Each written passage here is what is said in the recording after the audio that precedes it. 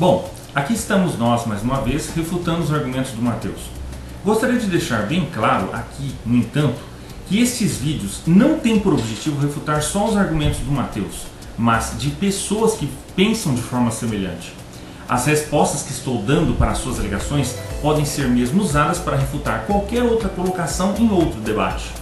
Portanto, não estou só respondendo ao Mateus, mas a qualquer pessoa que utilize desses argumentos falsos, distorcidos, pseudo-históricos e falaciosos contra o cristianismo e, mais além, contra o teísmo em geral.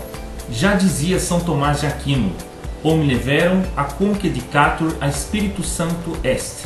Ou seja, a verdade, venha de onde vier, procede do Espírito Santo.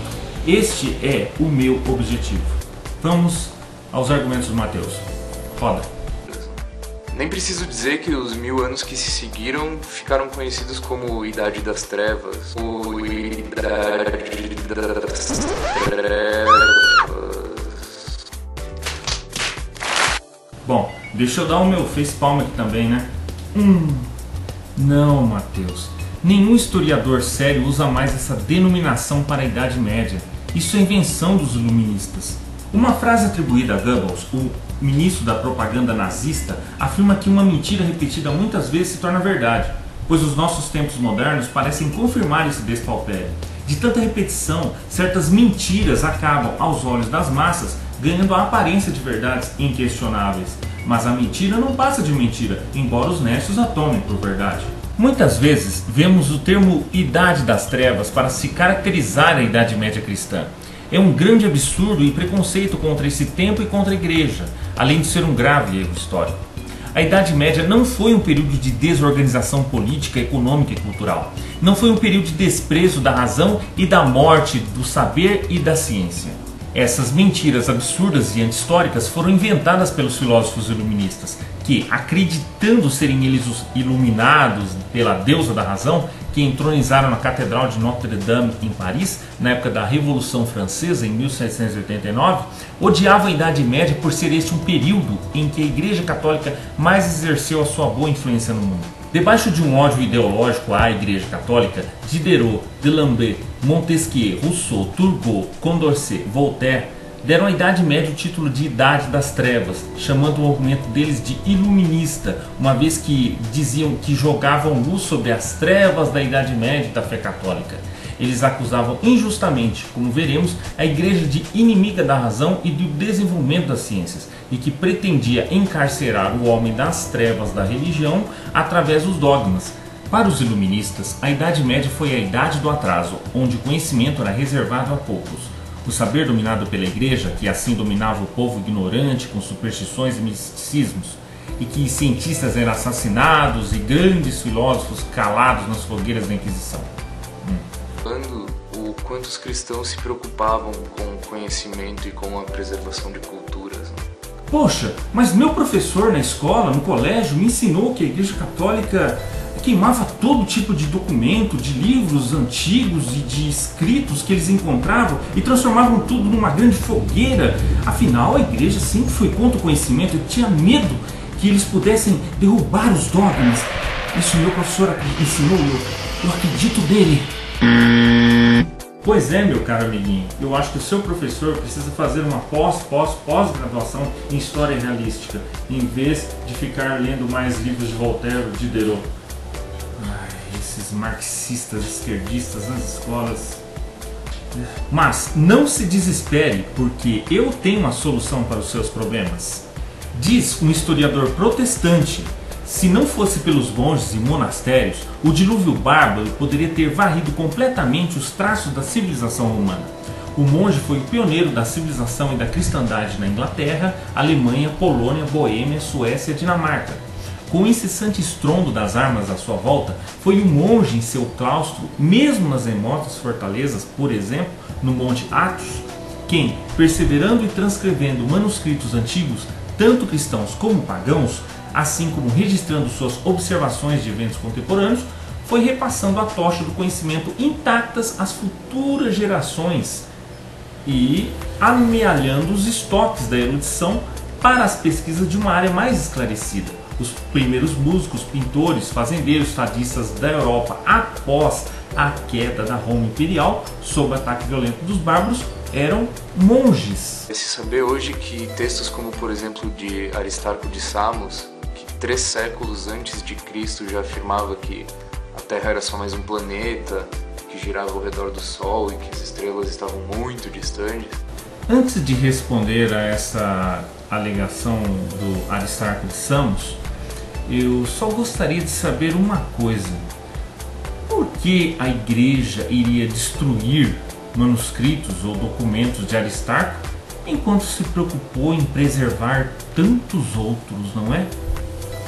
Bom, agora eu gostaria de saber do Mateus uma prova de que a Igreja Católica destruiu os documentos de Aristarco de Samos.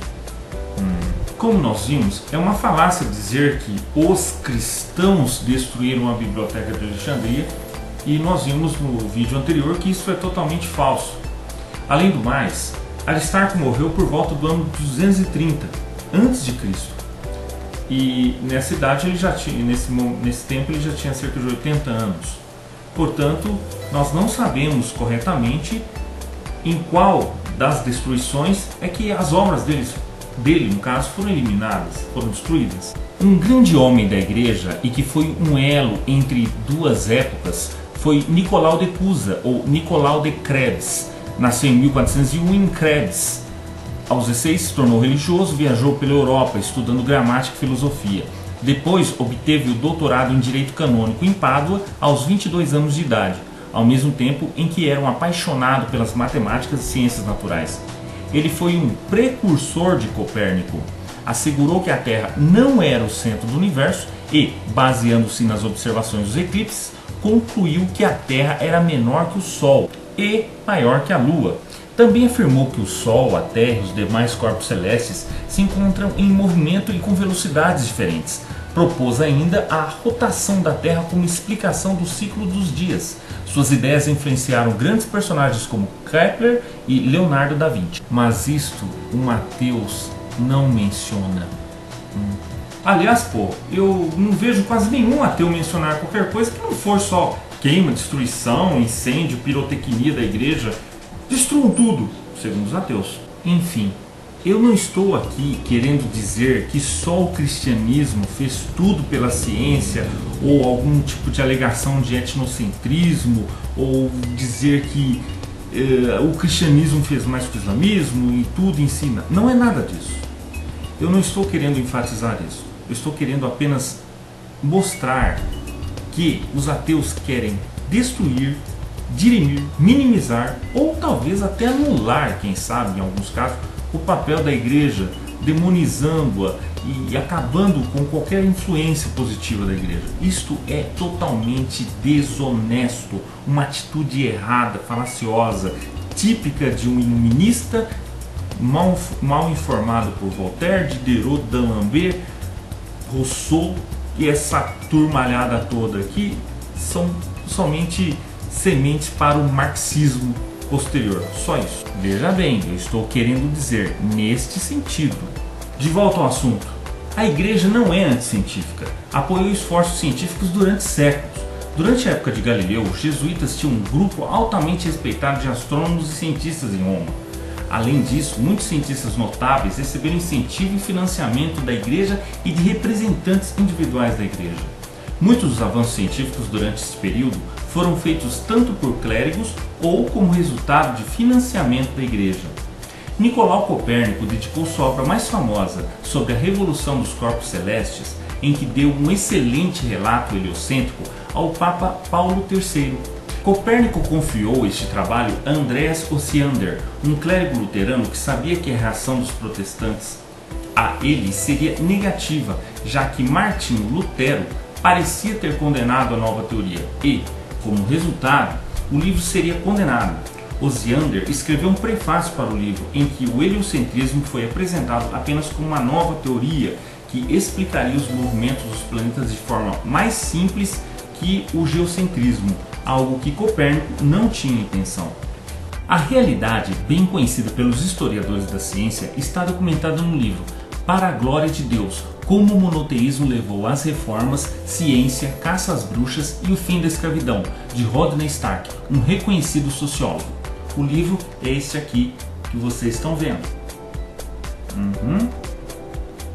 Ele afirma que é pelo fato do cristianismo ensinar a existência de um Deus ordenado é que a ciência só pôde florescer na Europa.